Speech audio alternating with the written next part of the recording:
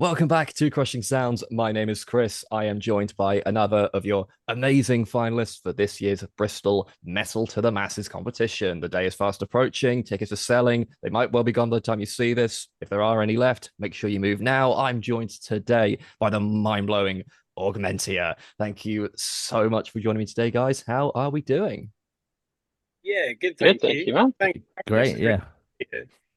Yeah, anytime, anytime. Cool. So, would you guys like to introduce yourselves and your role within the band? Yeah, sure. So I'm Matt. I am the guitarist for Augmentia. Um, Yeah, I'll go next. I'm Will. I am the lead and only vocals for Augmentia. And I'm Elliot, and I hit stuff with sticks, the I, drums primarily. yeah, yeah. It's always drummers who try and find some way of not answering that question properly. I've heard so many variations of the description of playing drums. It's brilliant. That's why we Anyway, hide at the back of the stage. We're trying to hide away from everything. of course. Thank you guys so much for joining me. So I've been intrigued by you guys from the beginning of this competition because we were all kind of taken aback by you guys at your first heat. You seem to have come charging into the scene out of seemingly nowhere. Your earliest release on Spotify, I think it was like only May last year. So Yeah. when and how did Augmentia come to be? so I think Augmentia started, I think, in 2023. I mean, really, like the first song that became, I think, our second release, Neurosis. Elliot and I were writing in I want to say kind of the beginning of 2023. I think it might have been 22. Yeah, it might. I think it might be like Christmas, like kind of back end of Yeah, 22. Yeah, yeah. And then I think in my mind, I'd sort of already kind of crystallized like, oh, this would be really really cool to do as a band. And I think we kind of spent kind of 23 um slash 24 putting together like a lineup, doing some more kind of intensive writing sessions. um and I think towards the beginning of 2024, I want to say, is when Will joined. um Yeah. yeah, so I should say, like, Elliot and I kind of met at work, and we kind of connected over our love of progressive metal, um whilst kind of doing some teaching workshops together. And then yep. we found Will on Join My Band. I think we'd come up with this whole audition process where we were going to kind of get people to sing a bit of a song, and we were going to give them like isolated stems and get them to kind of sing like a minute of a song and kind of send it over to us. And I think we found Will, looked at some of the Instagram clips of him singing, and were kind of so sold off the back of that it was just sort of like, let's meet at the pub. Like, it's just, yeah. Um, and then, yeah, we just all the way through. I think the three of us have clicked so much, um, with writing, and it just seemed to kind of come so quickly. Even, we'd write really collaboratively on the instrumental stuff over that period.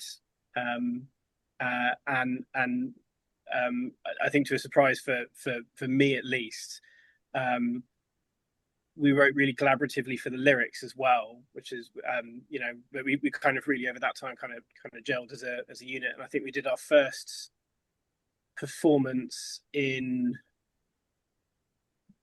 It's was May it last last year, I year? think. Yeah, Yeah, yeah, it was yeah.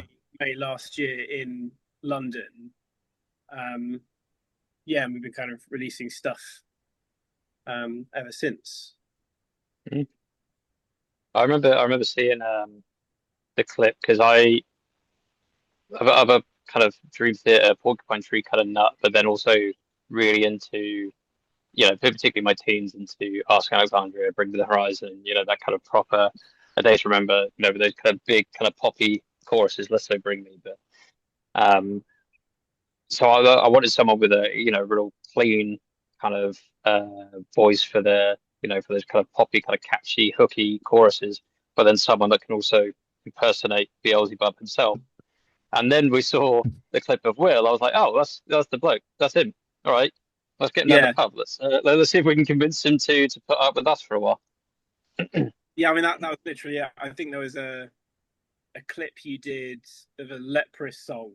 Yes, Well, it I was. think It yeah. was On So Hold by Leprous. I put yeah, the chorus up on Instagram because I love yeah, that chorus and it's sort of a little bit challenging to do, but I knew I could probably do it. Maybe not the whole song at the time, but at least that chorus. I sort of yeah, was like, oh yeah, I really want to just do this chorus and upload it and see what happens. yeah. Yeah. I remember seeing that and being utterly blown away by that. Um, but yeah, I think and what kind of brought us all together was that kind of shared love of kind of techy, proggy, heavy music. Um, possibly not to the extent that Elliot does, but I've had my dream theatre kick, but in the same way, like Will and I both love like Periphery and Error.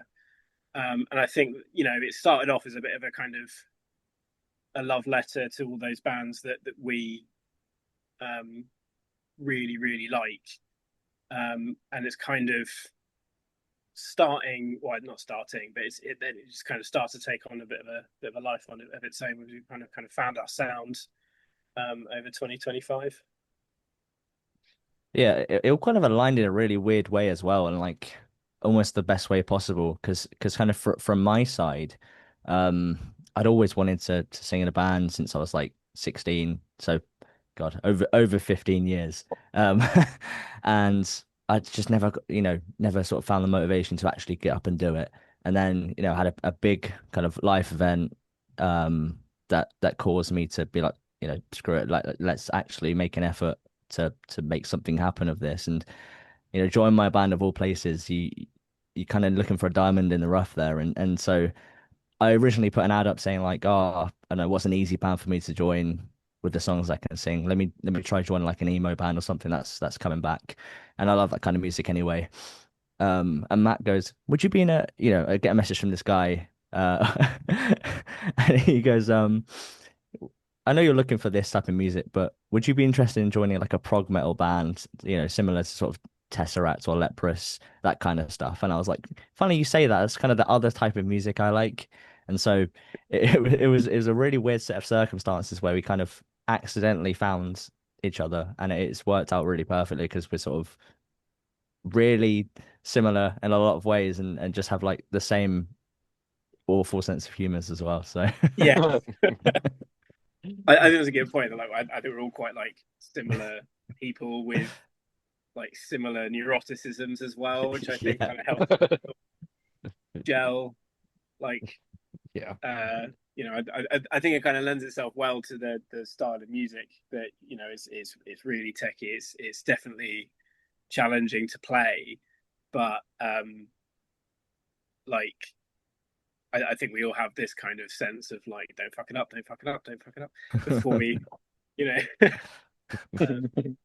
Yeah, Yeah, fantastic. I mean, I completely agree about like being able to gel together, like even when you're not actually doing the music. I mean, in Smile More, we've all got the same sense of humor. If anyone yeah, didn't have that sense of humor in Smile More, it just wouldn't work, if you Mm. know what I mean. So yeah, yeah. totally agree with that. But let's talk about your actual music. So every time I think I've discovered every possible way people can redefine subgenres in heavy metal band, another band will come along with a genre descriptor I've never heard of before. On your Instagram, you call Oh, yourselves Gentnical Tech Core. Firstly, I misread that all the time as genticle, very different thing. So what is Gentnical Tech Core? Where are we? I think it was my way of. I think it was originally technical gentcore Yeah, on that was me. that, So but yeah, I tried yeah, to come up with just a way to define our genre, just for people to know what we were yeah, in sort yeah, of like I don't know, a mashup of two words. And then yeah, Matt. I've been slowly trying to change it and just seeing how long it takes people to notice before it sounds like something rude, because I have the sense I of think humor we've as just well. done it then, haven't we? I think we've just achieved it. But yeah, it's a bit of a spoonerism of technical gentle, basically. So let's actually make this useful. How would you describe your music to a new listener? Yeah, I think like I think it kind of sits somewhere in like the triangle of like gent, prog metal, and thal. Like I love like all of those kind of, you know, I've got absolutely obsessed with Phil Charter and Humanity's Last Breath, and we kind of try and take a lot of that weirdness with like the pitch shifting and you know, the automated kind of really heavy breakdowns, and mix it with, you know, the kind of more kind of melodic, more kind of, I don't know how else to describe it, like melodic and really clever songwriting of stuff like Monuments and Periphery. Yeah, I it's always weird I think kind all of the kind describing. of riff-driven stuff as well.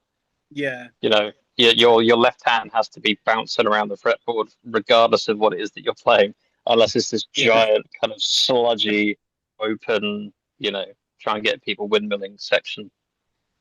yeah, yeah. I think that's kind of the challenge as well of like being a one guitar band as well, to try and I really like that challenge.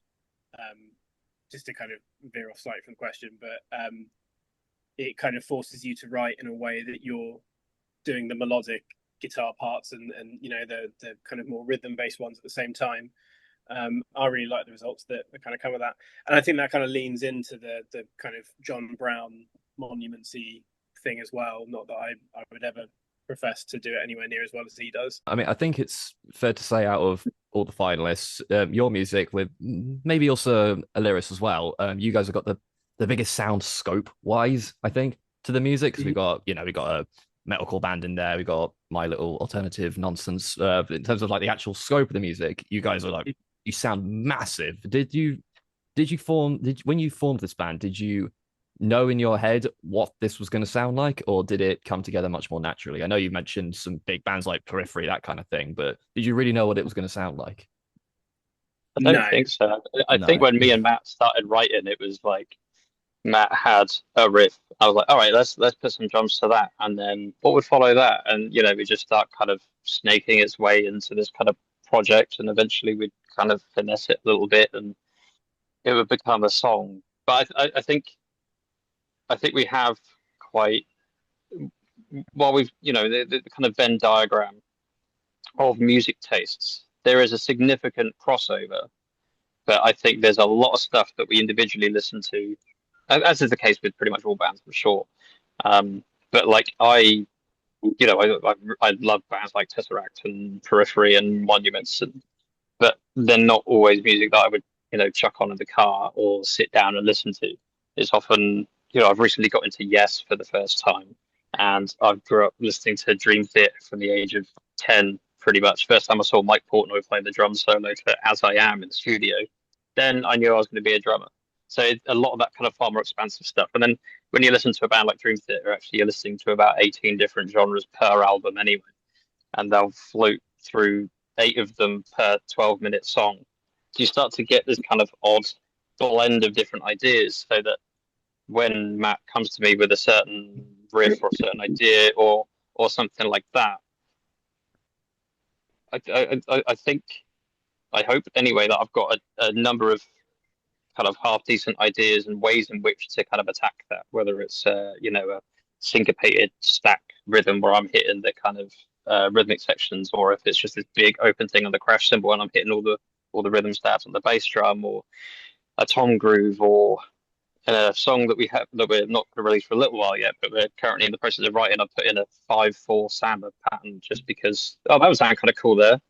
And I'll lament myself the second we get it into rehearsal. But I think that contributes to our kind of um, yeah, I guess our sound. A lot of it's quite varied, but that's something that I don't think we've suffered from too much. Kind of listening through it, I think we all of the songs sound like Augmentia, but it's something that I've got in mind to not vary or stray so much, not only within a song, but across numerous songs. And suddenly we sound like different bands per song. Yeah, I feel like it was impossible to kind of know what we wanted to sound like at the start.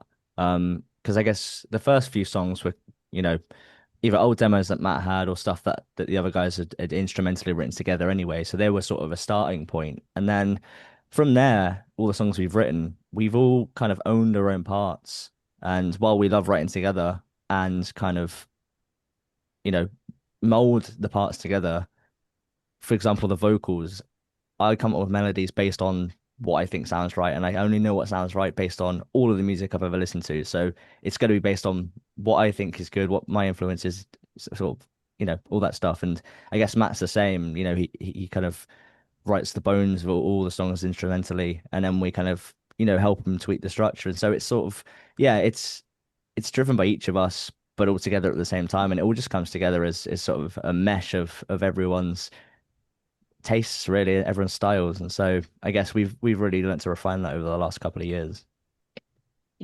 Yeah, I can agree more. It feels like an intersection of like all of our kind of musical sensibilities, rather than something necessarily like with a super focused, we want to be a progressive metalcore band sort of thing.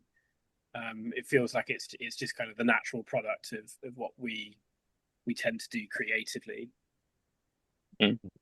Yeah, awesome. So we'll ask the obvious question: where did the name come from? I've got I no think idea. you came up with it, I believe, Will. I did, yeah. I was, yeah. This was what, God, it was probably the start of 2024. We named the band when things really started to kind of gain traction, and I was just coming up with a massive list of ideas. The word augment came about, and then it was like, I think the next draft was like augment infinity or something like that, something that sounds like a gent or a prog metalcore band, and that it was okay, but didn't quite stick. And then I just thought about adding like IA to the end of the word augment.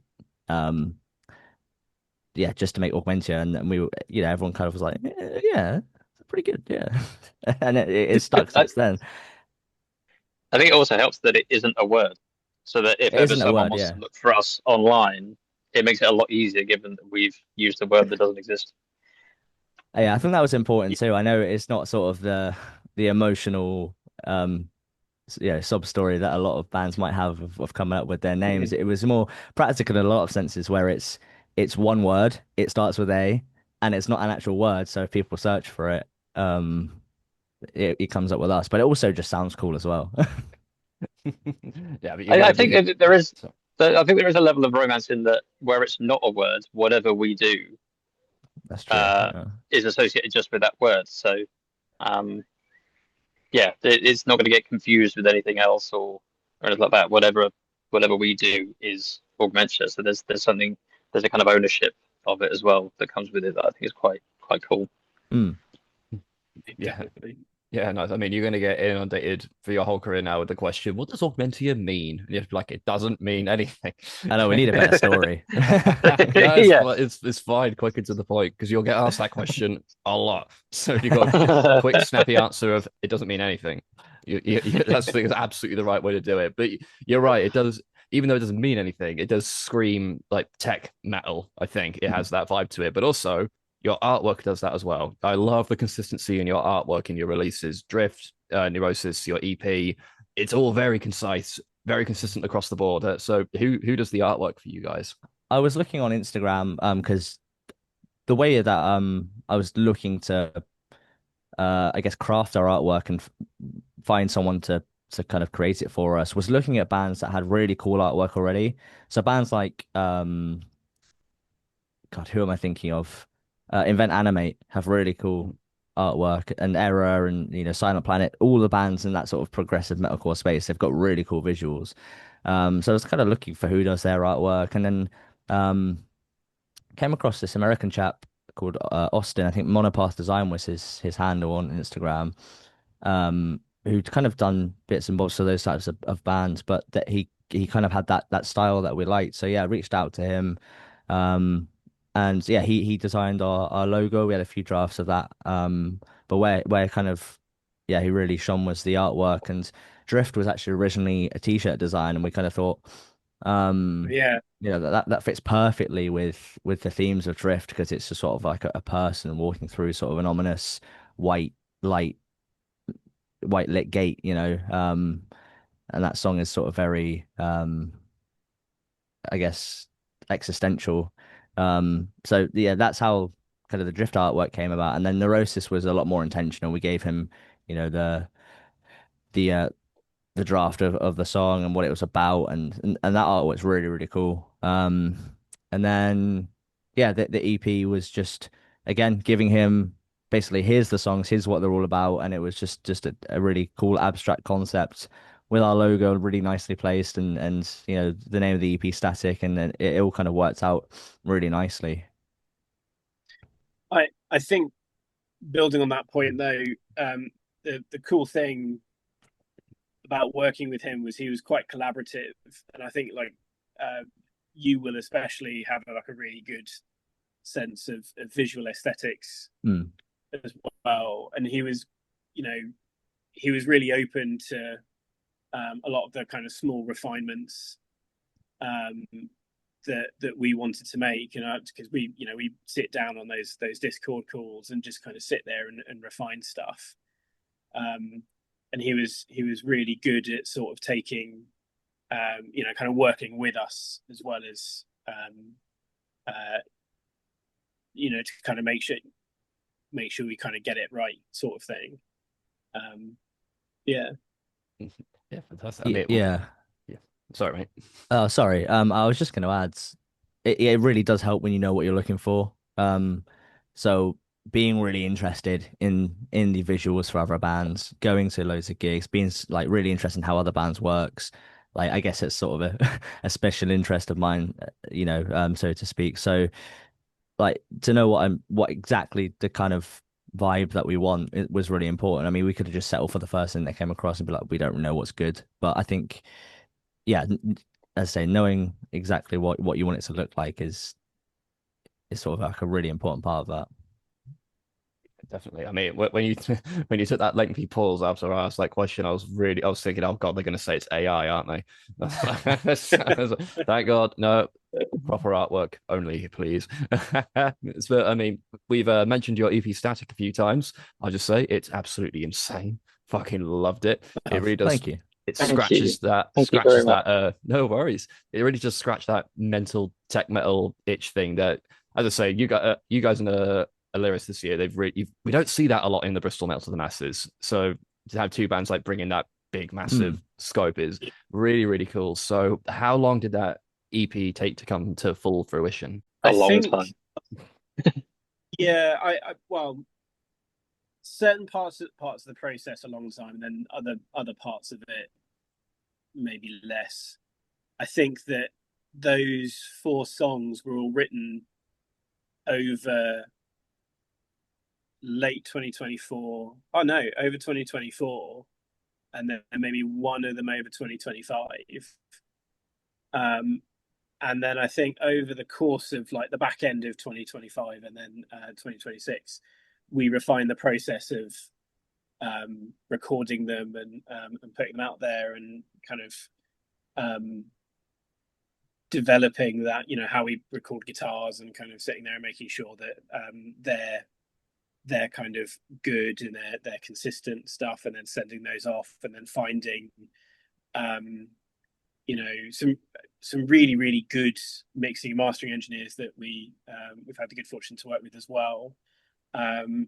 Devoid was mixed and mastered by Akil Kaney, which is really really cool. That was I think just a bit of like a bucket list moment to get to work with someone as someone like him. So yeah, I think as the sound kind of germinated, I think that we got the opportunity to kind of spend a lot of time on it, because we had that, like, it was, I guess, like 2 years before we kind of properly went and kind of started gigging. But then the recording and mixing mastering process kind of sped up as we kind of further refined what we wanted as we kind of went through those 4 songs. We recorded them one by one, I think, so it kind of allowed us to kind of iterate on the process from the execution side of things as well. But yeah. It does. Do the songs from the EP make up the majority of your live show set list these days? Majority, yeah. I think we've got 7 songs that we can play, I believe, 7 or 8. So obviously those 4 will be played in every set that we play, and then we always play Drift. And then there's a couple more that kind of either make it or don't, depend on the length of the set. One of them's a new one, it's not out yet, but it might see an appearance at Metal to the Masses. It's got a little bit of a longer set, so yeah, sure. Definitely have to look out for those tracks at the final. You know how it is when you see a new band; it's impossible to actually remember the songs after the fact. But can't wait to hear a bunch of the EP at the final. So we've mentioned it already. Let's talk about it. You guys are in the Metal to the Masses final in Bristol on Sunday, the 12th of July. Congratulations on that, of course. So thank you. Likewise. No worries. Likewise. No problem. So with your debut EP coming out only this year, I guess, what made you guys want to go, let's not waste time, let's go for a Metal to the Masses?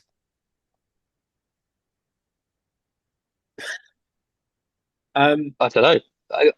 For me personally, anyway, it was kind of let's play to metal fans. Any opportunity to play to metal fans, that would be great. And then they said yes, and then we were like, oh, awesome, right, let's do it. And then the thrill of playing the first one. Personally, I don't always handle the pressure pre-gig particularly well, so I went into the heat. Into both really, thinking this is going to be a really fun gig to a bunch of metal fans, who appreciate kind of heavy music, and that's going to be awesome. And then we got through the heat. You think, oh wow, all right, that was really cool. And then we go through to the semis, and I tried to view it exactly the same way. And again, it was an awesome set. It was an awesome show. It was really, really cool. We had our first and second, I think, Walls of Death, which was an experience. That was pretty awesome.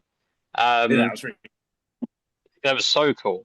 And then, I was kind of, well, we were all stood in there for the results, and I had my hands up ready to kind of applaud whoever was kind of going through. And then the second name up was us. I'm like, oh, hang on, what? And I was over the moon. It was really, really exciting. So yeah, I personally going into the final will have exactly the same view. We get to play to a bunch of to a metal crowd again of 100+ people, which is going to be amazing. And whatever the results are, is what it will be. But the show itself is going to be awesome fun. It's going to be fantastic. There's such an awesome lineup of bands as well.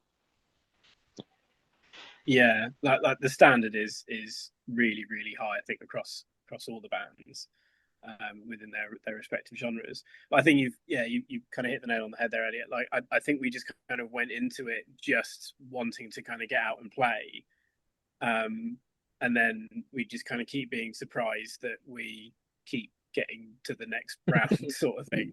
But like the it's such a good show, and it's so well attended, and the crowd is like such a good vibe.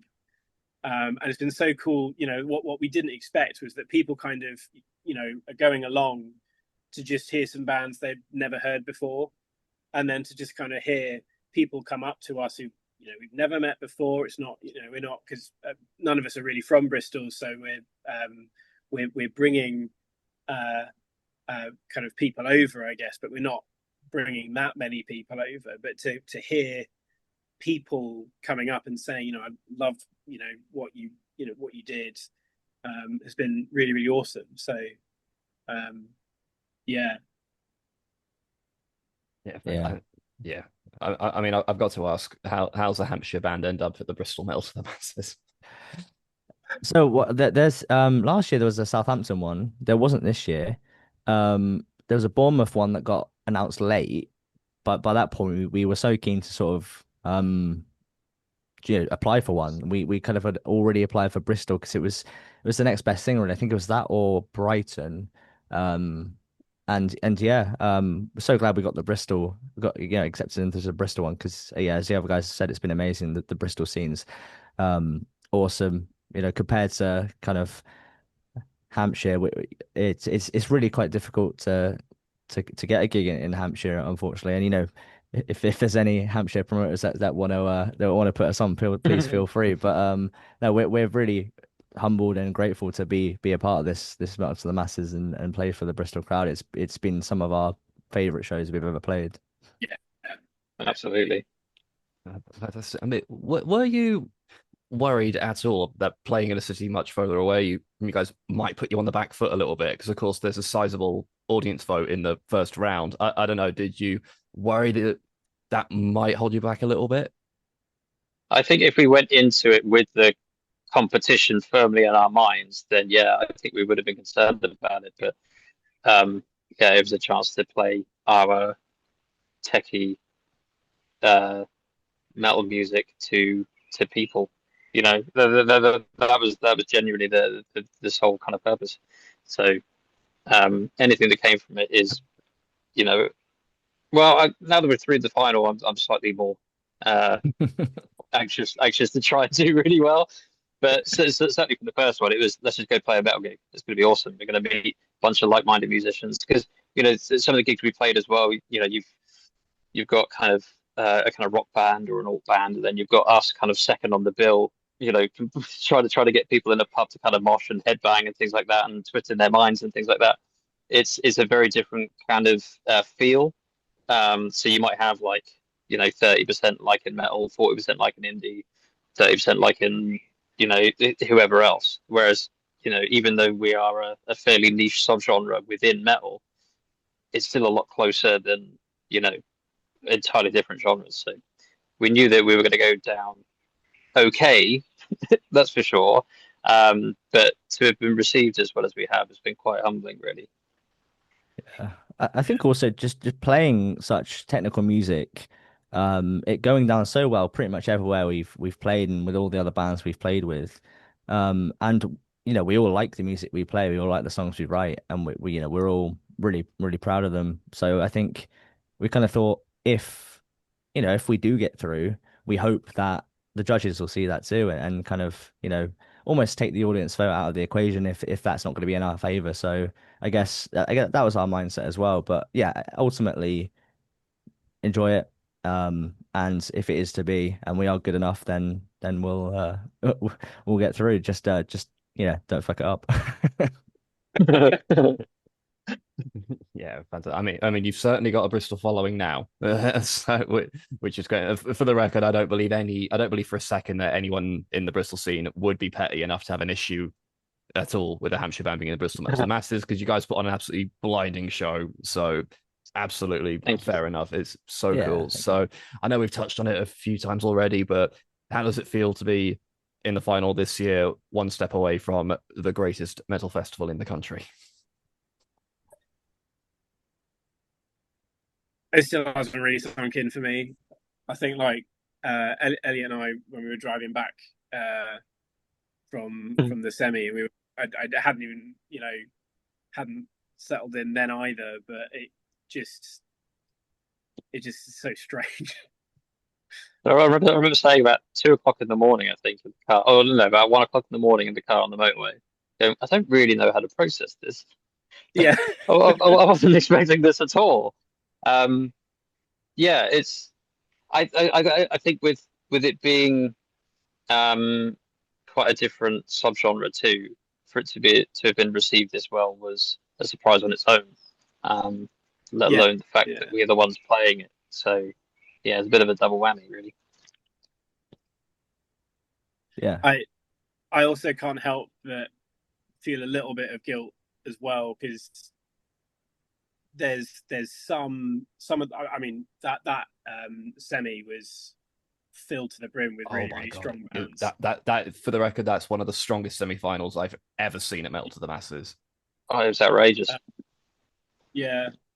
If I could give a particular shout out to World Error as well. I mean, not Absolutely. all the bands were awesome, but World Error were really really good as well. They have such Yeah, a really solid cool. set now. Well, yeah, that like every band there was good. So I can't pretend that there wasn't like a slight part of me that was almost kind of feeling slightly like a fraud when we got through, just because the standard was so high. Yeah, we all have Yeah. imposter syndrome anyway, so like we're all trying downplay Mm. it, but Oh, but as Matt said, the standard was. I mean, the standard in our heat as well was really high as well. We came out of that first heat thinking, wow, like some amazing bands that played with us, and only was it three that get to go through. It's been incredible all the way through. I have been asking every band this. You don't have to comment if you don't wish to. Is there one band in particular in the final that you're eyeing up as your big competition? Augmentia. I think we're going to psych ourselves out. I think it's going to be an absolute nightmare. I think there's a few to be honest. You mentioned Alaris, like that they I don't think we've got a chance to see them, but they, you know, their songs sound huge, as you say. yeah. That Bear Pit were in our heat. They also sounded really, really good. And we played with Color of Bone both times now. And Mm, they just play a solid set as well. Like, mm. they don't seem to make a mistake. So Focus. Yeah. yeah. Beyond potentially playing the greatest heavy metal festival in the country, what does the rest of 2026 have in store for Augmentia? More releases. We've got some more music to put out, as Will alluded to, some sooner than others. But lots of stuff that we're really really excited to put out. I think some of this is kind of like the I mean, this doesn't say much because we've not released a huge amount yet, but definitely feels like an evolution from what we've written. Definitely feels like some of the best stuff we've yet put out. Really really excited to see how people kind of Yeah, gel with it. Yeah, yeah, fantastic. completely agree. There will be a new song out before Metal to the Masses. Oh, brilliant. We haven't announced it yet, but I can confirm that much. And then yeah, as Matt said, more music before the end of the year, leading up to hopefully our second EP. But yeah, we'll have to see with that one. Fantastic. Cool. So for everyone watching, as always, please check out those links down below to check out Augmentia's socials and support their work and get up to date with any new things coming, big things coming, exciting things coming, I'm sure. So we are nearly done. However, I like to end these interviews the same way every single time with some random quick fire questions that have nothing to do with anything. Think as long or as short as you like. Feel free to fight it out. You don't have to agree. Just some light-hearted questions to see us through to the end. Always start with this one. Do you prefer modern metal or traditional metal? Modern metal. Yeah, modern Yeah, metal modern metal. personally. Nice. Guitar solo or drum solo? Drum solo. Guitar solo. Guitar solo. What the hell just happened there? There's an example I of our lines of thinking. No, just someone else do the limelight thing. I don't want to do Actually, I'll stay out of that one. Actually, that was exceptional. it. uh, clean vocals or harsh vocals? clean vocals. Ooh, I think clean. Just. Your screams are so good, Will, and some of those breakdowns just fill me with joy. Yeah, I'm gonna have to go screams. Just love a good hook Yeah, though there you go. for me. Yeah. Fair enough. Fair enough. Going off of music, summer or winter? Summer, Winter, easy. Winter.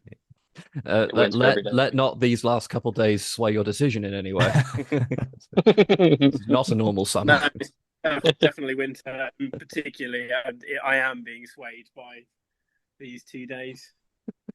Oh god! For everyone, I don't know when this is going out, but everyone watching, we're literally recording this in the midst of that horrific 23rd to It's about 27th of 35 degrees, I think, isn't it? Christ Something alive. ridiculous. Yeah. It's been fun. Um, this is a really stupid one, and for the record, I don't care what your thoughts are. But is football coming home this year? No, we're not getting it back home. I'm sorry. We look really, really good. Maybe the semis, but nah. I'm gonna say yeah. I'm gonna say, yeah. I I'm gonna be hope this ages contrarian. terribly.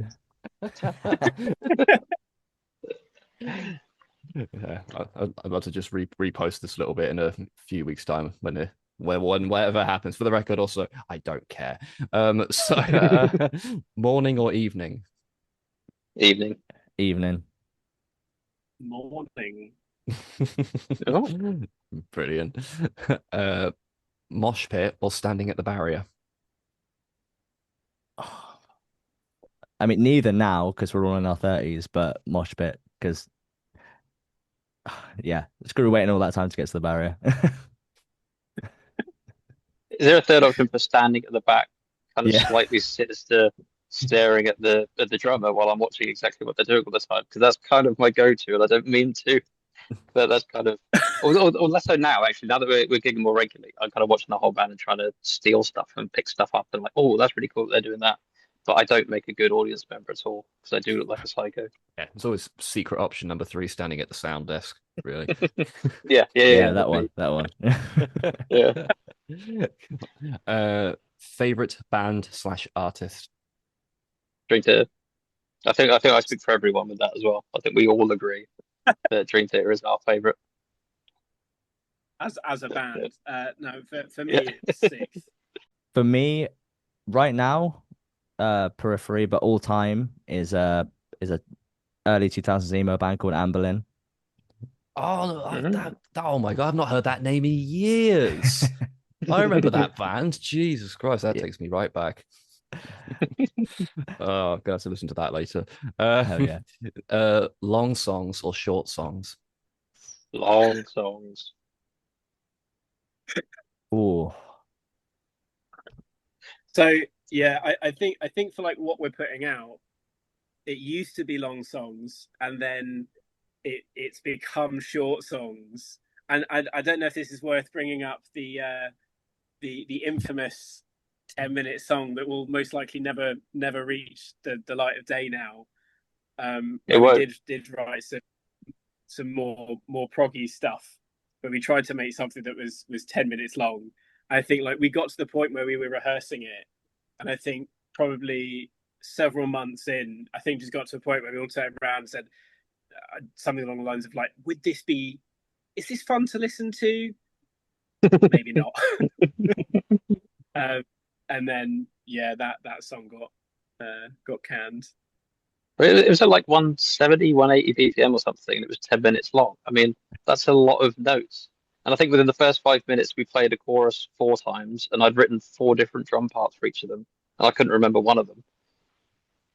Yeah, and the intro was like just so techy and like mashugary, but way too fast for any well, for me at least to play consistently. And me.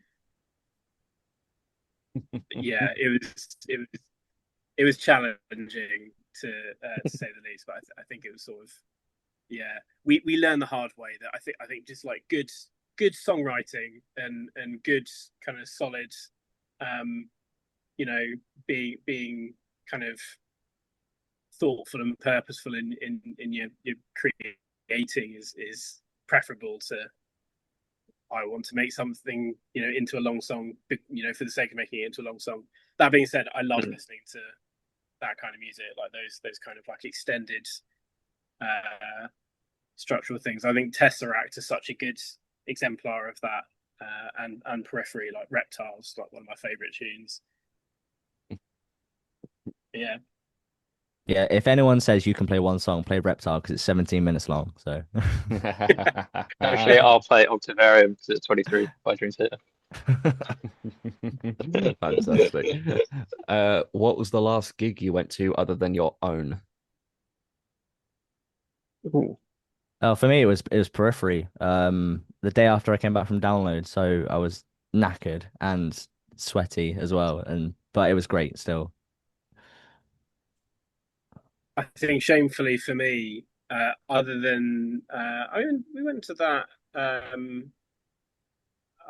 We saw Bleed from, was it Bleed from Within? Make them suffer. Make Them Suffer.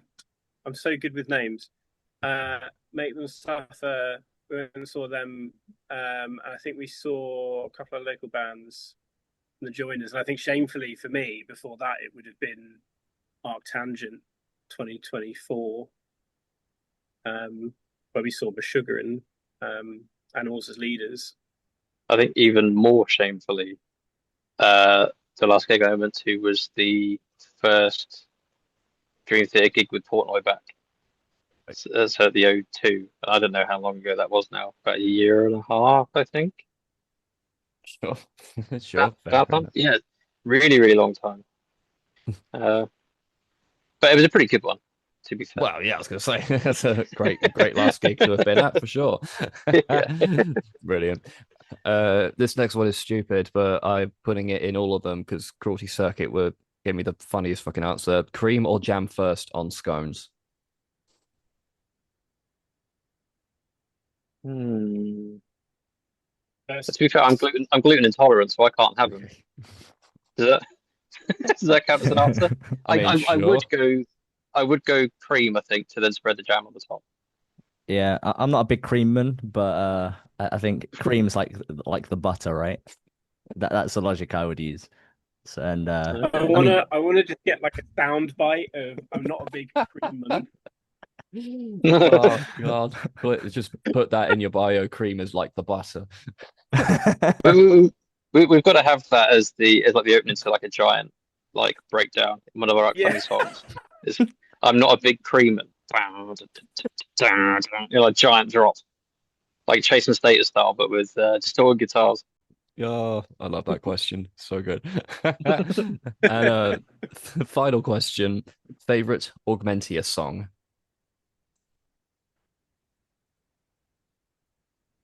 that's a good question. Because it changes as well. So I Yeah, think for me, after we got the mix back from Shattered Being, which was the last song we got mixed for Static, that was my favorite because the mix was so huge. Um, but that was kind of the bane of our existence for a while, that song, especially Elliot's, because it was really, really hard to play. yeah, it's a nightmare on my ankles. I'm not the fastest double pedal guy at all, so that really was a challenge. I think I've got it pretty much there now. It's also got some odd skips It does. before the second chorus when I played a kind of straightforward hi-hat groove, but the timing is not straightforward, so the hi-hat constantly shifts. Um, I think my favorite is probably Egoist, primarily because the breakdown's really weird in that it's 5/16ths. So sometimes it feels swung, sometimes it feels straight. Actually, it's playing over a 5 grid, which is really cool. And I think the section immediately after that has a really nice modulated kind of time change thing. About 3 beats in, I think it's beat 4. We change it, um, and then it's got a really big chorus as well, where Will can go ham, and I think everyone's really tight on that track. So particularly when we're playing it live, that one always feels really really nice. Yeah.